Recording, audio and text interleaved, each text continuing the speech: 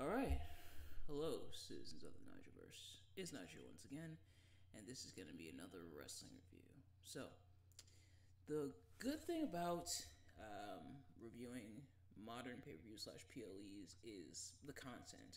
Obviously, I have something to talk about on the channel. Well, the downside is that I knew eventually I have to get to this show. After weeks, months even, of putting it off, I guess it's finally time to rip the band-aid off and talk about it. It's time to discuss what went down at Money in the Bank. So, of course, as always, I'm not professional. I'm not a professional wrestling reviewer or analyst. Just a man who enjoys good time. And admittedly, Money in the Bank was interesting, to say the least. Some for good, some for not so good. Let's get right into it, of course. But of course, if you've seen these reviews of mine before, you kind of know how this works. If you haven't, gonna be talking about what I like and dislike about each match. I'm gonna go match by match. But the thing is with this event, where I'm kind of at a crossroads, is because on one hand, I think the action itself for the matches was fine. I'd say greatest Money in the Bank matches of all time. No. Are they the worst? Are they the weakest? I wouldn't say so. Oh, and the rest of the card wasn't necessarily bad either, but some questionable choices were made. So, without further ado, I guess let's get right into it. So, starting with the men's Money in the Bank, we're starting off hot, and by hot I mean in terms of getting into the kind of interesting head scratching decisions, as Drew McIntyre, Andrade, Carmelo Hayes, Chad Gable, Jey Uso, and LA Knight, all tried to score the Money in the Bank for, or the men's side of things at least. Now, I will say the winner of this match, of course, was Drew McIntyre. It was unexpected. I'll give them that, and admittedly, it does make sense later on down the line, but it doesn't at the same time. And in hindsight, I can kind of justify the decision they made, but obviously we'll get to that when we get to that. But as for this match, I'm not mad at Drew winning, but really you can make a case for most, if not all, of these guys. But with hindsight on our side, that's the one good thing I would say about kind of waiting a little bit to get to the events, is that with hindsight, with how things have panned out both on Raw and SmackDown now, perhaps we can kind of look back on this in a certain lens and say, okay, that winner kind of makes sense, or man, it really should have been that person. Really, considering how things have unfolded, I can kind of understand giving it to Drew McIntyre, because Andrade and Carmelo Hayes are kind of having their series of matches, which have been bangers, by the way. Chad Gable's in his feud with the Wyatt Six, and I imagine the Money in the Bank, either one of the two would be an afterthought. Either the Money in the Bank contract would be an afterthought, or the Wyatt Six would be an afterthought. And I know that would do definitely a disservice to either of those storylines.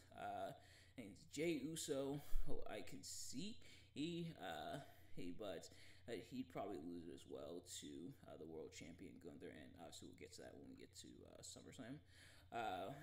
And LA Knight, he is U.S. champion, so and I don't want them to try to cash in on the U.S. championship again. But Drew winning, I can see, but at the same time, and very interesting that they decided to go with this route. And obviously, like I said, we'll get more into it later on. But as for the action within this match, there was quite a bit going on. The guys definitely killed it. Some scary spots, but some cool spots. And I think all six guys really showed out, especially Andrade and Carmelo Hayes. Like, normally kind of the lineup for like your Money in the Bank matches. I think I talked about this when I did my predictions a while ago for this event. Normally how how it usually goes is like you have one or two people that are kind of like the people that are gonna win it. Then you have two people who are like a maybe, and then you pretty much have like two or three other people who, if they do like seven or eight, you have two or three other people that are kind of just random bodies. This one, you kind of don't really get as much. You have a couple people that could feasibly win it, and a couple people that, while you know they're not going to win it, are still going to have a tremendous impact and are definitely going to get the rub just because they were in the match. And that's kind of the position I feel that Andrade and Carmelo Hayes and Chad Gable were in. And I guess LA Knight to an extent. And Drew or Jay, I really could see. I think I predicted Jay, but Drew also picked up the win. So, what's gonna happen with Drew McIntyre and the Money in the Bank contract? Well, let's find out. But next up for the W Intercontinental Championship, Sami Zayn defended against Braun Breaker. Right, Sami Zayn actually picked up the win. Interesting decision number two. Who like obviously, and I guess kind of spoilers. I'm reviewing it this week anyway, but kind of spoilers. Braun Breaker would end up winning the championship at SummerSlam, but it's kind of weird. It's another one of those hindsight things. If you were gonna have Braun win the Intercontinental Championship, why did you why'd you have him in this match and Money in the Bank just to immediately rematch for it and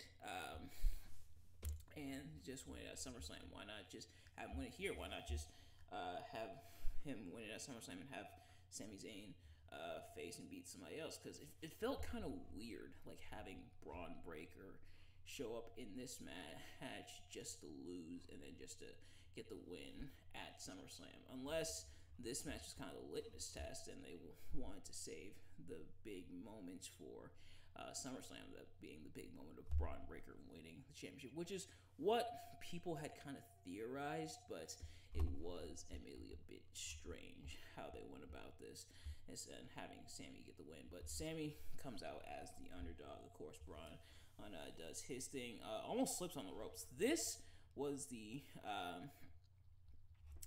this was kind of the night of like slippery ropes and scary spot. It's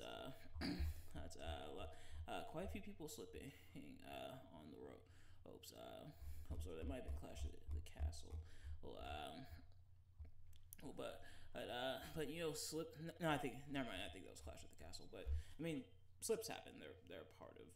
It just happens. You know, it's human error. But nevertheless, still a pretty solid match, I would say. Just kind of an interesting winner that they chose.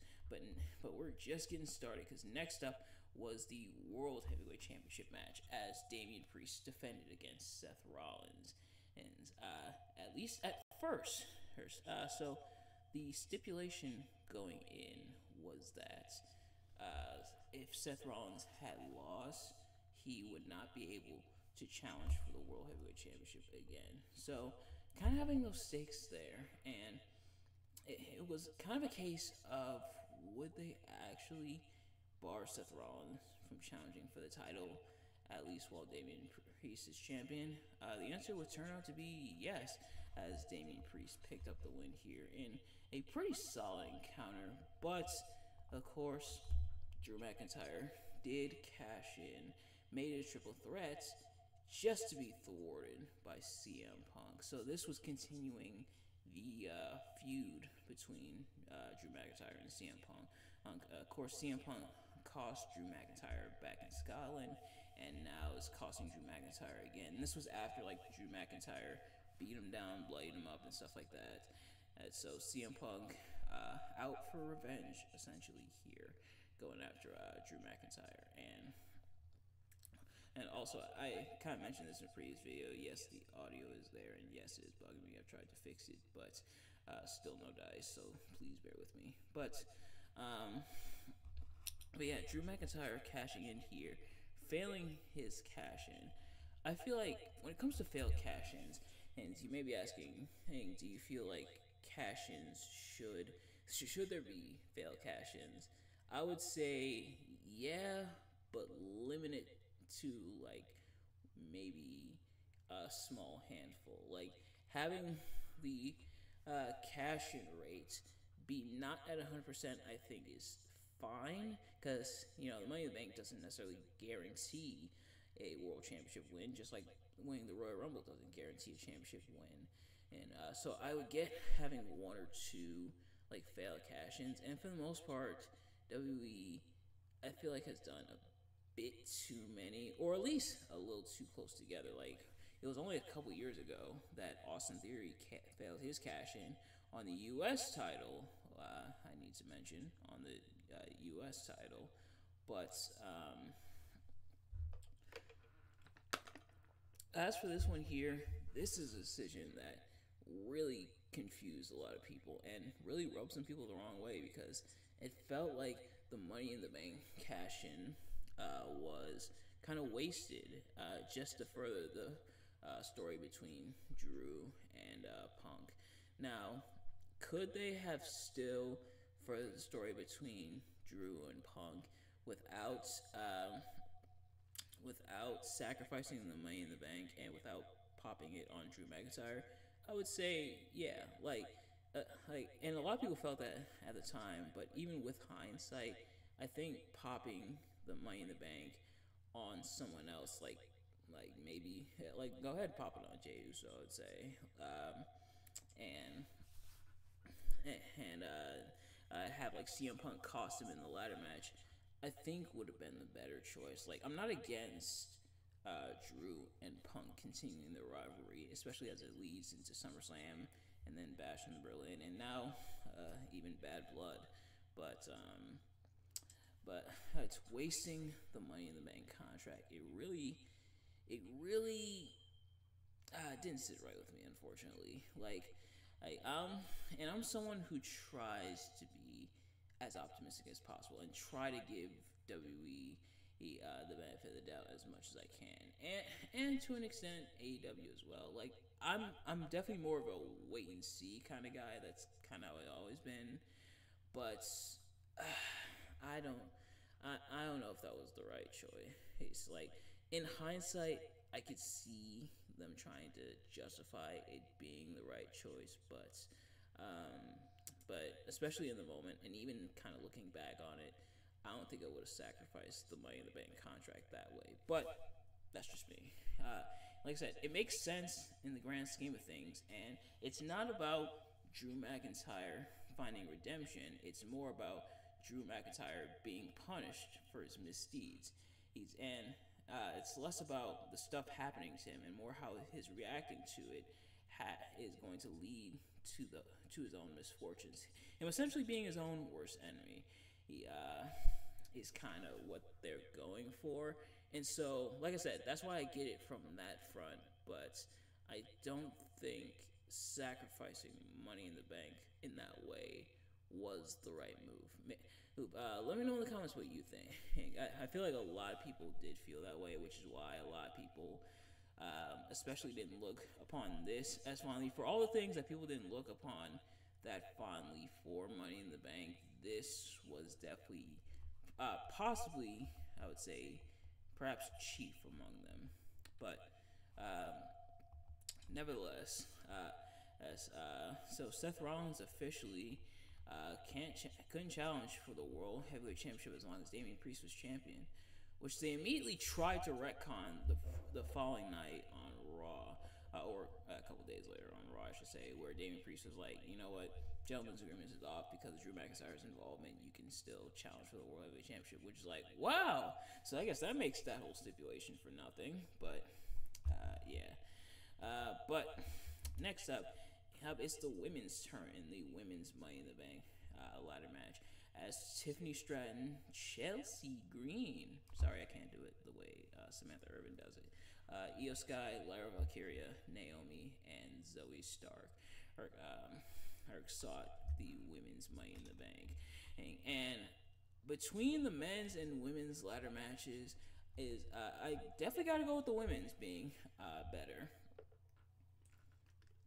Like, the men's was really fun and was really good, but the women definitely blew it out of the water, especially that huge bump from Chelsea Green through the table.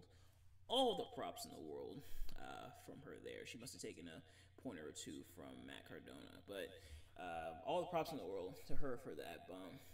Some solid action, some botches, and really there was botches throughout the night. I literally almost forgot to mention the botch where Damian Priest forgot to kick out of the Falcon Arrow.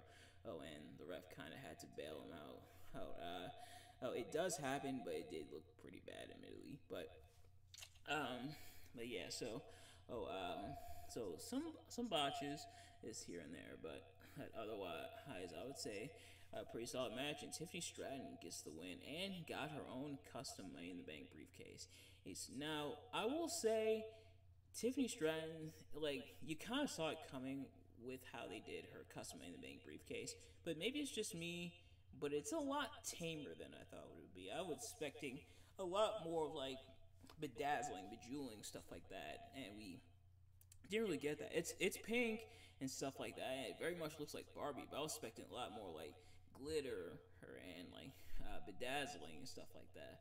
I don't know. Maybe I expected too much, but that was just me. But yeah, so Tiffany Stratton is Miss Money in the Bank, and at the time of this recording, and she is still Miss Money in the Bank. So props to her for being able to hold on to it. And I am noticing, and I am kind of liking how they are letting the women hold on to the briefcase a lot more instead of just cashing in on the same night. I'm sorry, hair got in my mouth, but one of the downsides of having a mustache. Yeah, so congrats to Tiffany Stratton. And then in your main event, and the Bloodline, that being Solo Sikoa, Jacob Fatu, and Tama Tonga, accompanied by the infamous Tonga Loa, defeated Cody Rhodes, Kevin Owens, and Randy Orton. Well, they faced and defeated Kevin Owens and Randy Orton and Cody Rhodes. So, if you thought things were botched before, or you ain't seen nothing yet, ladies and gentlemen, I present to you the final boss of botches. Tonga Loa can't even do a low blow right. Now, admittedly, I kind of get it. Like he tried hard not to hit Tama Tonga in the head as he was delivering the low blow, but and he just straight up whiffs it, and just wait until we get to SummerSlam. But him trying to hit the low blow on Kevin, I should say, trying to hit it on Kevin, and then totally whipping it, having to do it again. Tonga Loa, please don't change. Like, he's pretty much like the Sami Zayn of this new bloodline, but we don't know if it's intentional or not just yet. Like, at least with Sami, we knew it was intentional. Well, but with Tonga Loa, jury's still out, but it's hilarious. But yeah, as for the match, some solid action. Jacob Fatu definitely showing out doing his thing, and showing why he's such a dominant force, and really getting shined here, and actually Cody taking the pin and from Solo in order for the Bloodline to win this match. Now, this one I saw it coming. I wasn't really disappointed. A lot of people were disappointed, but it makes sense because they were setting up for Solo versus Cody at SummerSlam. And so, Cody, the pattern, Cody loses at first to Bloodline before beating that. Same thing happened at WrestleMania, where he lost to Rock and the Roman. Wow.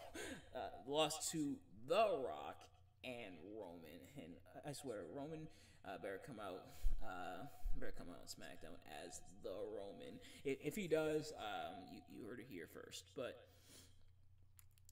losing to Roman and The Rock first on night one before beating Roman night two. So kind of going in and out. He loses one, then he wins again. So kind of the pattern they have for Cody here.